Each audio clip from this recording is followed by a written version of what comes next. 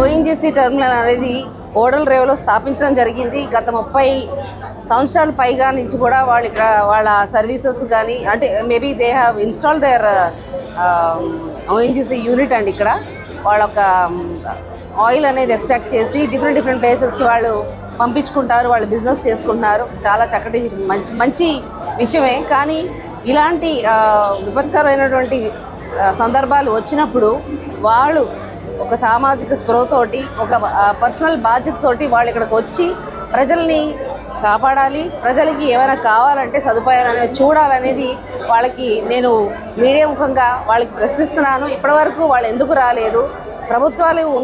ప్రభుత్వాలు ఏం చేస్తున్నా కూడా ఓఎన్జీసీ సంస్థ వాళ్ళు ఉన్నటువంటి వాళ్ళ ప్లాంట్ ఉన్న చోట ఖచ్చితంగా వాళ్ళు వచ్చి ప్రజల యోగక్షేమాలు అనేది కనుక్కోవాలని నేను డిమాండ్ చేస్తున్నాను.